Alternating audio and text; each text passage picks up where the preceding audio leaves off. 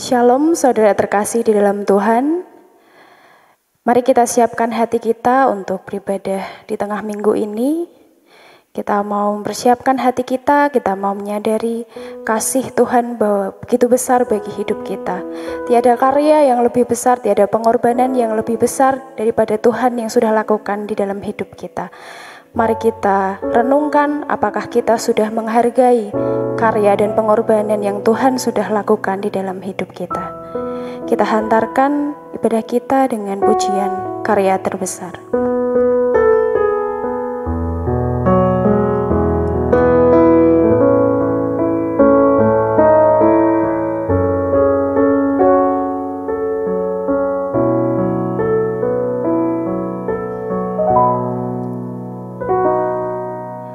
Kasih yang terindah,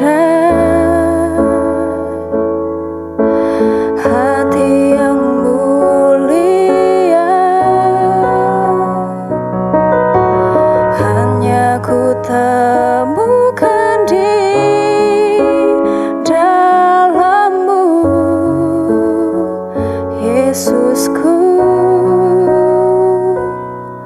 Pujian dari hatiku selalu di setiap waktuku, tiada pernah berubah kasih-Mu. Karya terbesar dalam hidupku, pengorbanan-Mu yang selamatkanku. Engkaulah harta yang tak ternilai, yang ku miliki dan ku hargai. Yesus, Engkau ku kagumi. Karya terbesar dalam hidupku, pengorbanan-Mu yang selamatkanku. Engkaulah harta yang tak ternilai, yang ku miliki dan ku hargai. Yesus, Engkau ku kagumi.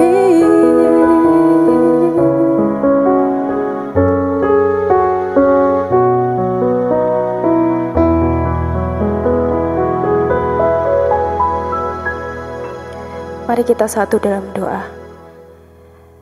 Selamat malam Bapa, terima kasih Engkau telah menyediakan waktu bagi kami untuk boleh beribadah bersama walaupun secara virtual, tapi kami mau bersungguh-sungguh Tuhan untuk datang ke hadirat-Mu, untuk mendengarkan firman-Mu. Engkau persiapkan hati kami, telinga kami untuk mendengarkan setiap sabda-Mu. Hanya dalam nama-Mu yang kudus, kami sudah berdoa dan mengucap syukur. Haleluya, amin. Shalom Bapak Ibu Saudara yang dikasihi Tuhan. Hari ini kita bersyukur bisa bersekutu dalam ibadah tengah minggu dan kita akan mendengarkan firman Tuhan. Mari kita berdoa. Bapa kami yang di surga, kami mengucap syukur saat ini kami diperkenankan untuk belajar tentang kebenaran firman-Mu. Kiranya Roh Kudus mengurapi hati pikiran kami sehingga kami siap untuk mendengarkan, terlebih melakukannya dalam kehidupan kami dari hari ke hari. Demi nama Putra-Mu yang tunggal Tuhan kami Yesus Kristus, kami berdoa. Amin. Bapak Ibu Saudara yang dikasihi Tuhan, mari kita akan belajar dari firman Tuhan yang berasal dari Injil Yohanes pasal 20 ayatnya yang ke-24 sampai dengan yang ke-29. Injil Yohanes pasal 20 ayatnya yang ke-24 sampai dengan yang ke-29. Demikian firman Tuhan. Tetapi Thomas, seorang dari ke-12 murid itu yang disebut Didimus tidak ada bersama-sama mereka ketika Yesus datang ke situ. Maka kata murid-murid yang lain itu kepadanya, "Kami telah melihat Tuhan." Tetapi Thomas berkata kepada mereka, "Sebelum aku melihat bekas paku pada tangannya, dan sebelum aku mencucukkan jariku ke dalam bekas paku itu, dan mencucukkan tanganku ke dalam lambungnya, sekali-kali aku tidak akan percaya."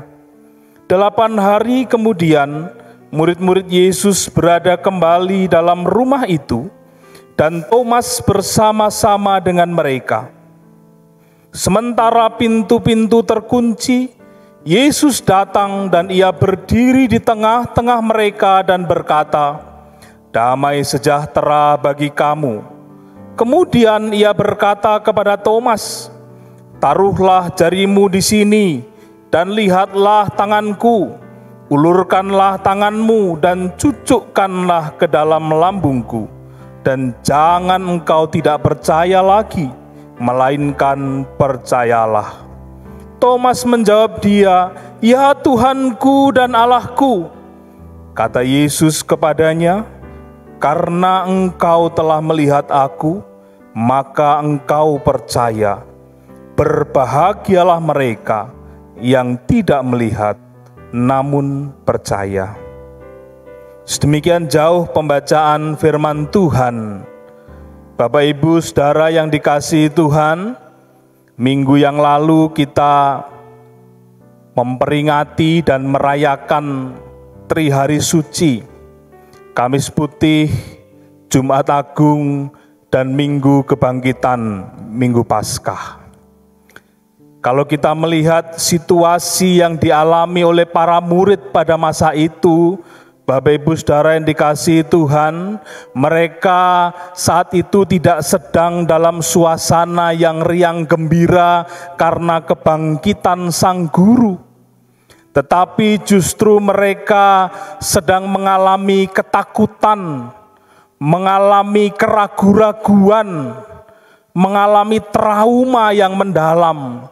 Karena mereka melihat sendiri bagaimana Sang Guru yang selama ini mereka ikuti, bagaimana Sang Guru yang selama ini membuat begitu banyak mujizat, pada akhirnya justru ditangkap prajurit Romawi, disiksa, bahkan harus menderita dan mati di kayu salib.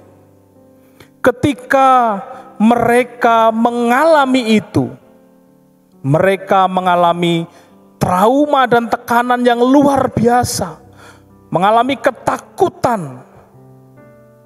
Padahal peristiwa itu sendiri setidaknya sudah 3 kali diberitahukan oleh Yesus sebelumnya. Ada 3 pemberitahuan tentang bagaimana kelak Tuhan harus menderita bahkan mati menanggung dosa.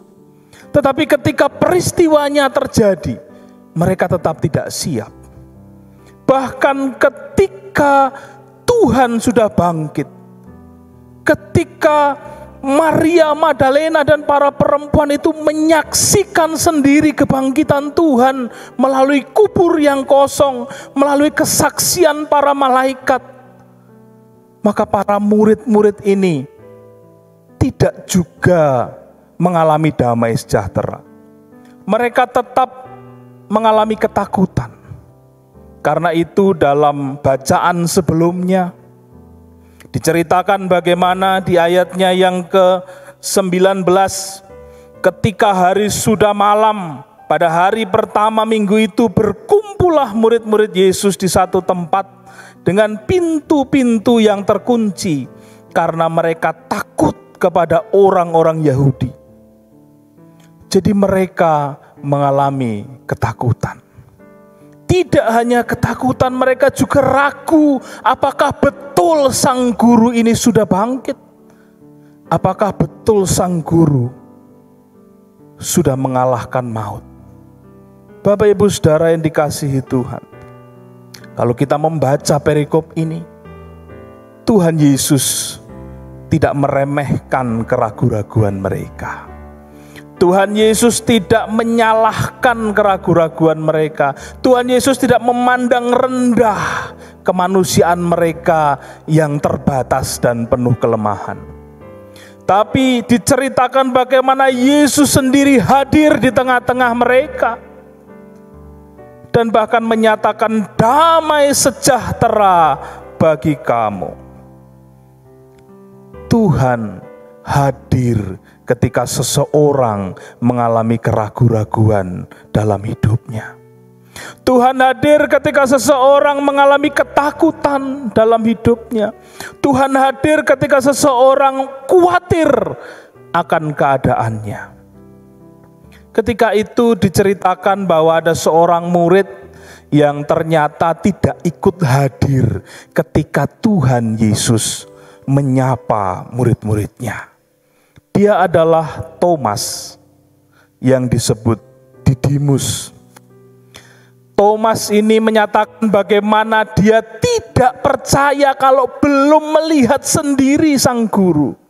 Dia tidak percaya akan kesaksian teman-temannya. Dan dia harus melihat sendiri. Maka sekali lagi Tuhan Yesus menyapanya. Tuhan Yesus menghadirkan dirinya di tengah-tengah para murid di mana Thomas ada di situ. Bapak Ibu Saudara, ada satu kisah. Ada seorang laki-laki yang mengalami kebakaran, lalu dia ada di satu tempat dan tempat itu terbakar. Dia bisa diselamatkan, tetapi naasnya adalah dia harus mengalami luka bakar yang begitu parah. Bahkan mukanya pun sampai mengalami kerusakan. Hal itu membuat dia menjadi bersedih begitu dalam, malu, marah akan situasi yang dialami, tetapi juga takut akan masa depannya.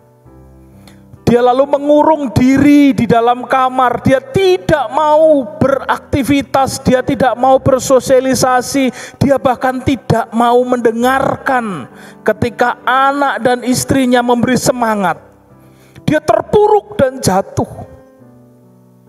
Setelah sekian lama mengalami hal itu, maka istrinya kemudian mendatangi seorang ahli bedah di kota itu.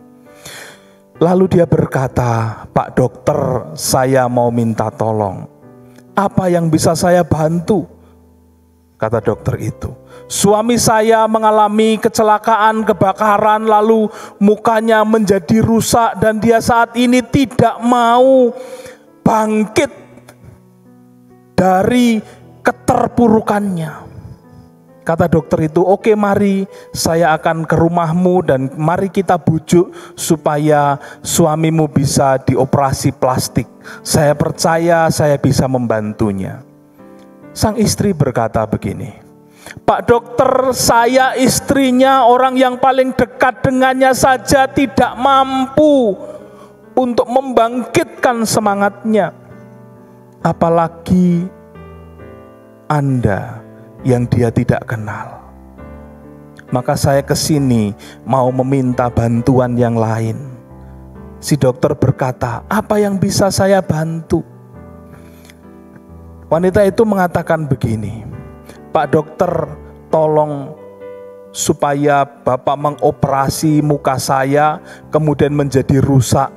Sehingga ketika muka saya menjadi rusak dan saya menemui suami saya, maka dia tidak malu lagi dengan keadaannya.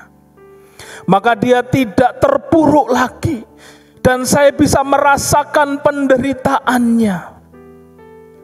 Bapak Ibu Saudara yang dikasihi Tuhan, kalau kita melihat sedemikian kasih sang istri itu kepada suaminya, demikian juga Tuhan Yesus ketika seseorang mengalami keterpurukan, maka dia tidak kemudian meremehkan, tidak merendahkan, tidak menjatuhkan, tetapi dia hadir, dia ada di sana dan memberikan damai sejahtera. Dia memberikan kekuatan dan memberikan penghiburan. Bapak Ibu Saudara yang dikasihi Tuhan, Thomas mengalami penghiburan itu. Thomas mengalami pembaharuan iman itu ketika dia melihat Yesus. Dalam kisah ini tidak diceritakan apakah Thomas kemudian benar-benar mencucukkan jarinya. Tetapi kisah ini mencatat bagaimana Thomas lantas berkata, "Ya Tuhanku dan Allahku." Bapak Ibu Saudara, keraguan-raguan tentang kebangkitan Yesus itu tidak hanya dialami oleh Thomas, tetapi bahkan ketika tahun 1980 itu ada sebuah makam ditemukan di Israel, di daerah Talpiot, makanya disebut sebagai makam Talpiot. Di dalam makam itu ditemukan beberapa tempat untuk menyimpan tulang atau menyimpan jenazah yang sudah menjadi tulang, dan di sana ada beberapa nama. Ada nama Yesus anak Yusuf, ada nama Mariame Emara, lalu ada nama Yoses, ada nama Yudas bin Yesus. Bapak Ibu Saudara, karena ditemukannya itu, lalu banyak kehebohan yang terjadi. Lalu ada beberapa orang yang kemudian menyatakan bahwa ini makamnya Yesus ditemukan, dia tidak bangkit. Bapak Ibu Saudara,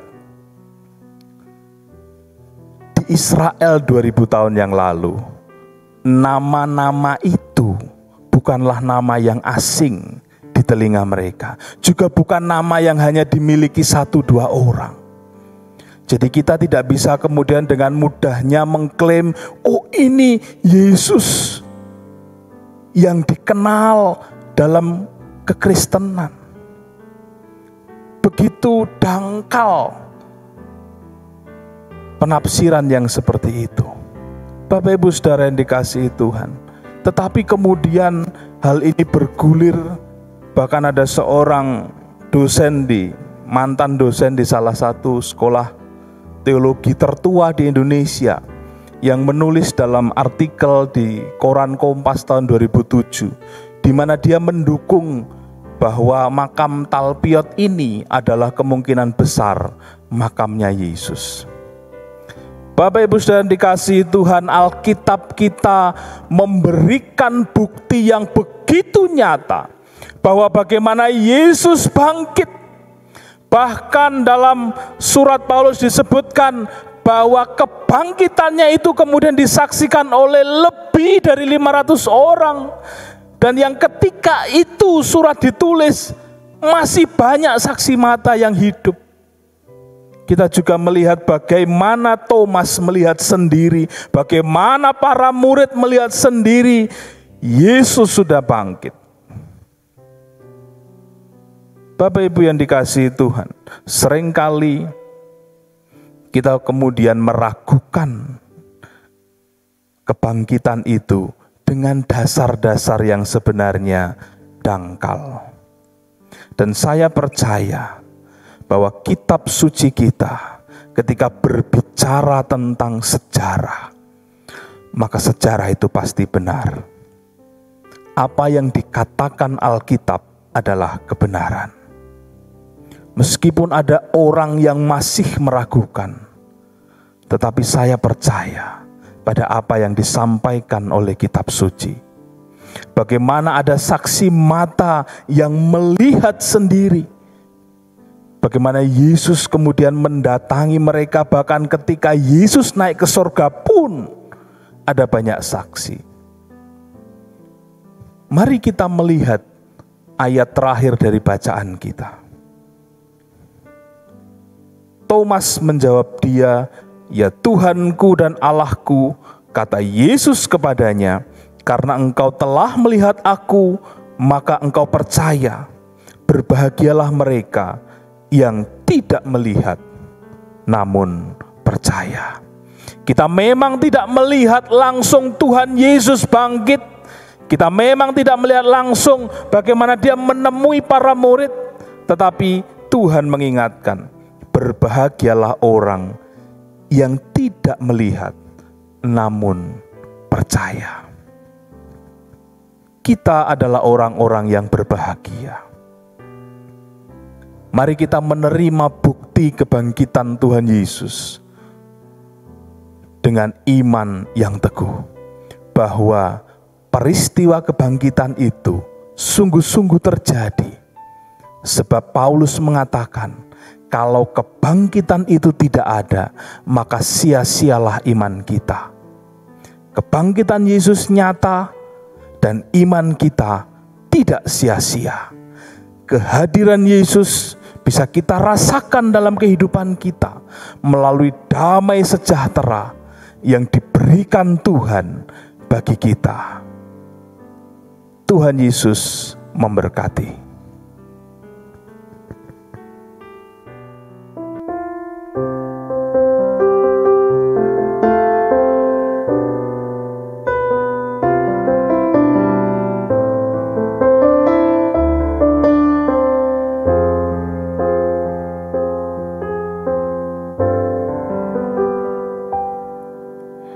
Kau selalu punya cara untuk menjagaku, senantiasa ada di dalam rencanamu Tuhan.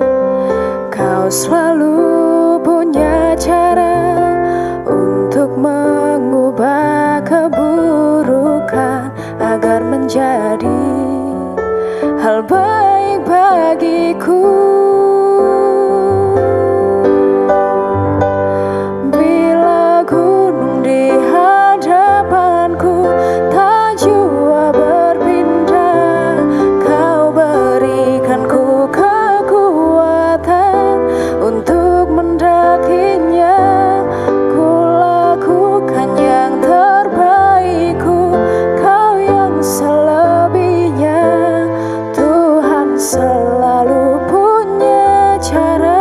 Membuatku menang pada akhirnya.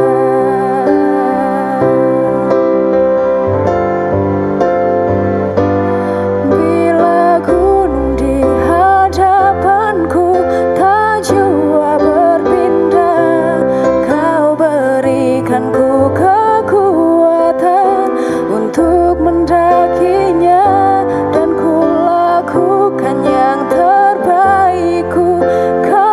Selebihnya Tuhan selalu punya cara membuatku menang pada akhirnya.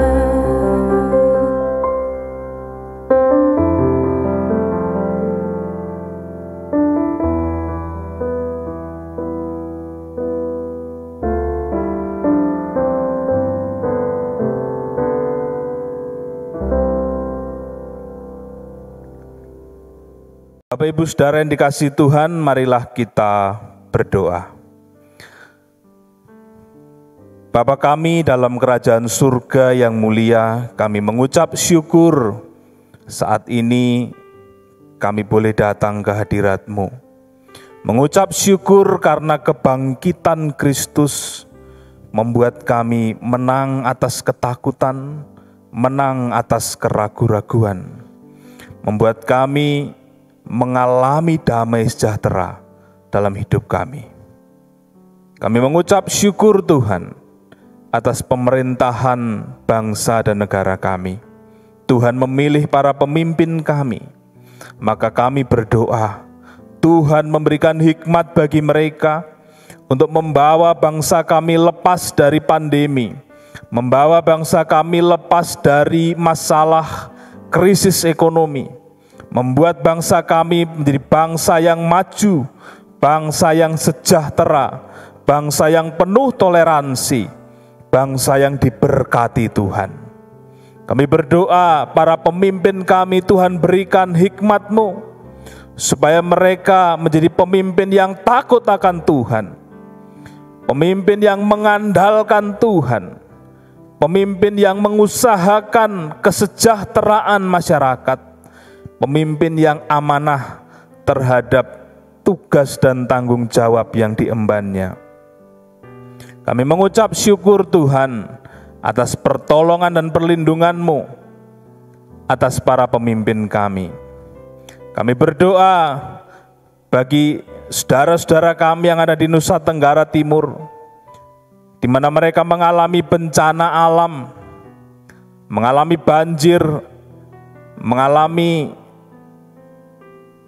angin topan, angin ribut, bahkan ada begitu banyak saudara-saudara kami yang meninggal dunia, yang kehilangan sanak keluarganya, yang kehilangan harta bendanya, yang mengalami kedukaan, yang mengalami ketakutan, yang mengalami kesukaran dalam hidup mereka. Kami mohon kiranya damai sejahtera Tuhan menyertai, menguatkan dan menghiburkan. Kami mohon kiranya Tuhan ketuk hati orang-orang baik di bangsa kami ini, supaya turut ambil bagian dalam pelayanan, berdiakonia membantu saudara-saudara kami yang berkesusahan. Kami berdoa yang saat ini mengalami kedukaan, Tuhan berikan kekuatan dan penghiburan. Yang saat ini mengalami sakit, Tuhan pulihkan kesehatan mereka.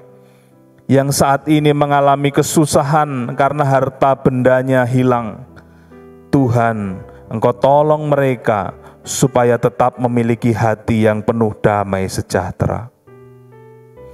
Kami berdoa juga bagi keamanan bangsa dan negara kami. Kiranya Tuhan memberkati setiap aparat keamanan yang bertugas, supaya mereka boleh sungguh-sungguh menjalankan tanggung jawabnya dengan penuh sukacita. Kami menyerahkan untuk para medis, untuk dokter, untuk orang-orang yang ambil bagian dalam perawatan pasien COVID-19 maupun pasien yang ada di rumah sakit, yang ada di klinik, di puskesmas, dimanapun ada orang yang membutuhkan bantuan mereka. Tuhan memberkati, supaya mereka boleh tetap sehat, tetap kuat dalam melaksanakan tugas dan tanggung jawabnya. Demikian juga Tuhan, kami berdoa untuk anak-anak kami yang saat-saat ini sedang ujian sekolah. Kami berdoa kiranya Tuhan memberkati hati pikiran mereka, berikan hikmat, kemampuan daripada-Mu sendiri, supaya mereka boleh mengikuti ujian sekolah dengan jujur, dengan baik, dan mendapatkan nilai yang terbaik.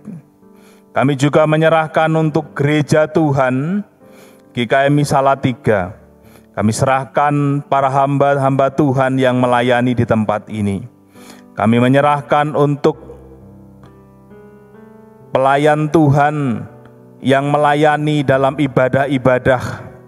Kami serahkan untuk para majelis jemaat. Kami serahkan untuk para pengurus cabang-cabang, pengurus rayon, pengurus komisi. Tuhan memberkati mereka. Kami serahkan juga ya Tuhan, kiranya setiap program kegiatan terkait dengan hari ulang tahun gereja kami, juga Tuhan memberkati, supaya semuanya boleh dilakukan untuk kemuliaan nama Tuhan saja. Kami bersyukur Tuhan atas segala limpahan berkat, rahmat, kekuatan yang daripada-Mu. Bahkan ketika kami mengalami kedukaan, kesusahan, ada damai sejahtera Tuhan yang menguatkan hati kami. Dan kami serahkan, kiranya Tuhan menyertai hidup kami, Tuhan menuntun kami, sehingga kami boleh turut dengan kehendak-Mu saja. Di dalam nama Tuhan Yesus Kristus, kami juga menyerahkan untuk jemaat-Mu yang saat ini sedang sakit, yang saat ini mengalami pergumulan, baik pergumulan di tengah-tengah keluarganya, pergumulan antara suami, istri, anak, mertua, menantu, maupun juga pergumulan ekonomi, pekerjaan, pergumulan tentang pasangan hidup, kiranya Tuhan juga menolong, sehingga jemaat-Mu hanya berpaut kepada Tuhan, hanya berserah dan bersandar pada Tuhan saja. Kami percaya di dalam Engkau ada jalan keluar. Bapa Surgawi, kami mengucap syukur atas doa-doa yang boleh kami sampaikan. Kiranya kehendak Tuhan yang terjadi. Dan kami serahkan doa ini di dalam nama Putra-Mu yang tunggal, Putra-Mu yang mengalahkan maut, Putra-Mu yang sudah bangkit, Tuhan dan Juru Selamat kami, Yesus Kristus. Amin.